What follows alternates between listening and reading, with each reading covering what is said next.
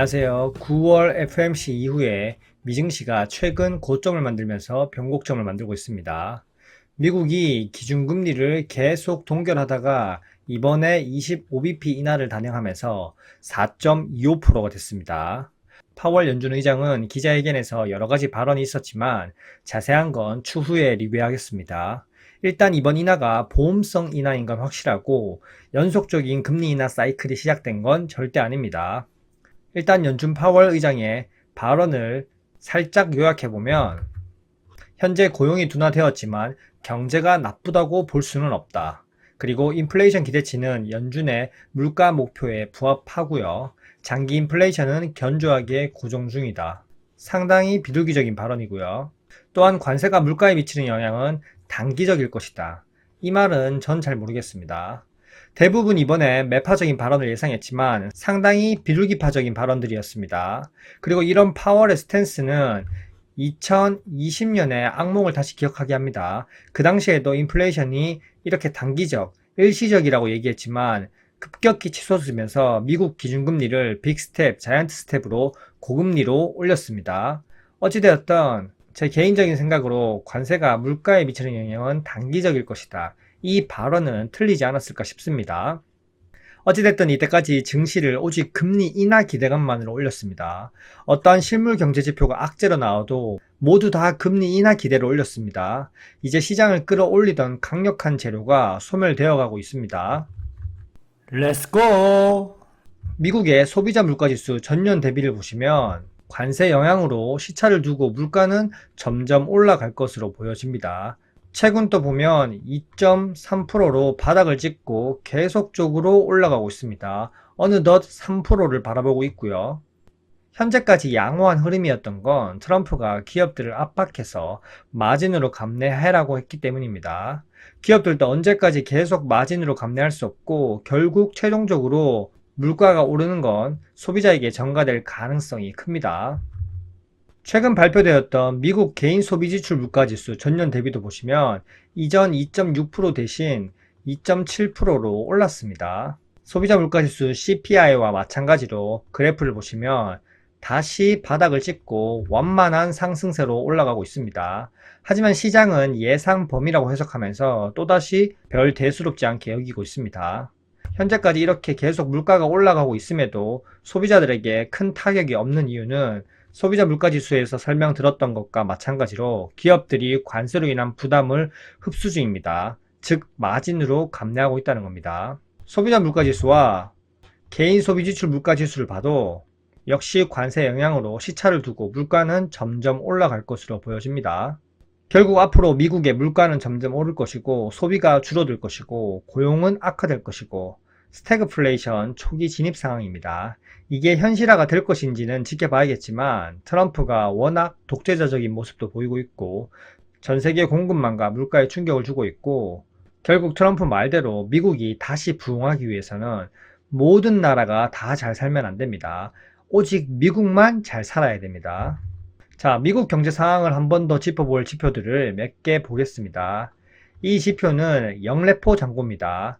영래포 잔고가 현재 거의 남아있지 않습니다.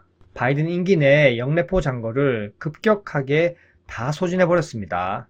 양적 긴축하면서 유동성 흡수시켰던 걸 다 썼다는 말입니다. 일단 이렇게 영래포 잔고가 뭐냐면 미 금융기관들이 돈을 연준, 즉 중앙은행에 맡기면 이렇게 다시 올라가고요.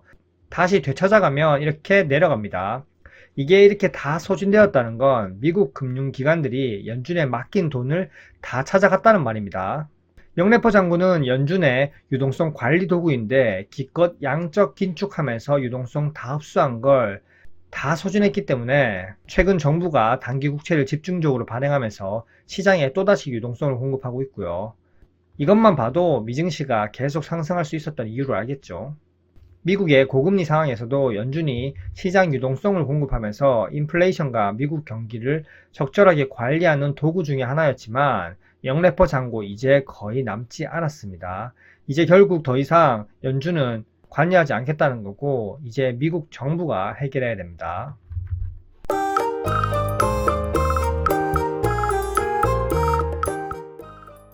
또 다른 지표를 보면 TGA 잔고입니다. TGA 잔고가 뭐냐면 정부의 수입과 수출을 나타냅니다. 그냥 간단히 미국 정부의 지갑이라고 생각하시면 됩니다. 잔고가 이렇게 많다는 건 미국 정부 재무부 지출을 적게 했고, 잔고가 이렇게 적다는 것은 미국 정부 재무부가 지출을 많이 했다는 겁니다. 즉 거두어들인 세금은 TGA에 예치하고 재정 지출에 쓰일 돈은 TGA에서 인출해 썼습니다. 최근 트럼프가 시중에 유동성을 공급하면서 TGA 잔고가 급격하게 줄어들었고, 지금 이런 상황에서 채권을 늘리면서 오히려 정부 예산을 늘리고 있습니다. 이렇게 유동성을 다시 흡수하고 있는 걸 볼 수 있고요. 미국 정부의 대량 채권 발행으로 TGA 잔고를 이렇게 빠르게 채우고 있지만 반드시 그 여파가 조만간 올 것이고요. 또 다른 지표를 하나 보면 미국의 통화 유통 속도입니다. 통화 유통 속도는 시중에 돈이 흐르는 유동성을 나타내는 지표인데요. 한국과 다르게 통화 유통 속도가 미국은 코로나 때 저점을 찍고 그 이후로 쭉 상승했습니다. 미증시가 계속 상승한 것과 비슷한 모양이죠. 그러다 최근 주춤하면서 꺾이는 모습을 보이고 있고, 미국 고금리 여파 그리고 관세 여파가 나타나고 있는 거죠. 시중에 돈이 돌지 않으니 통화유통 속도가 이렇게 꺾이고 있다, 이렇게 해석 가능합니다. 일단 미국의 통화유통 속도가 더 이상 증가하지 못하고 꺾이고 있는 모습이 있고, 그러면 결국 시장에 돈이 돌지 않는다는 뜻이고, 시장에 돈이 돌지 않으면 무너질 수밖에 없습니다.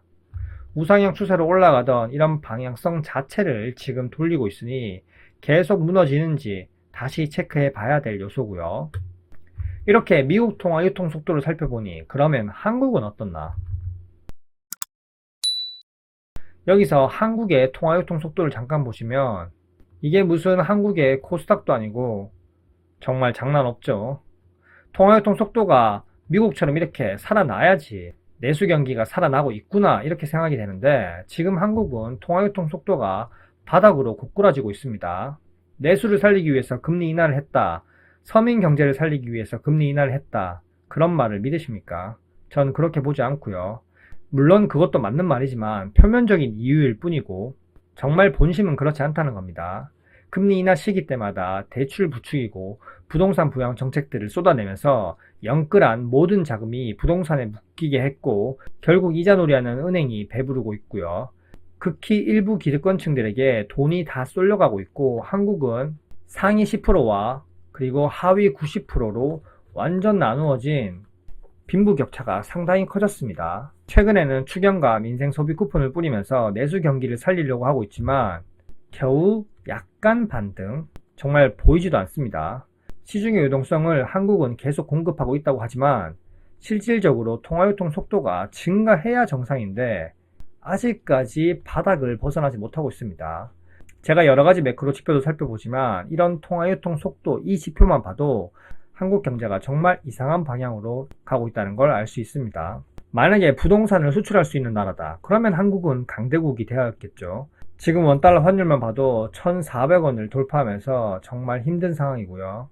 하지만 국민들은 최근 2차 민생 소비 쿠폰을 받으면서 또다시 내수 시장이 살아났다, 그런 착시 효과로 진실을 바라보지 못하고 있고 외면당하고 있습니다.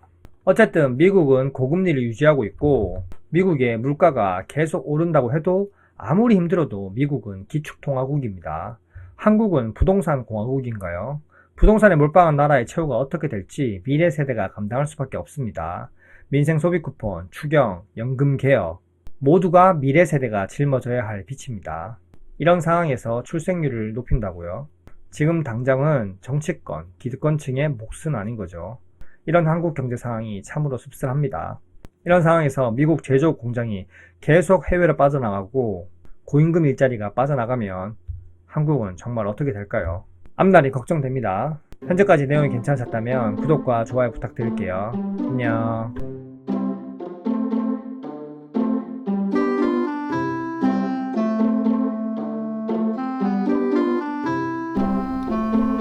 와이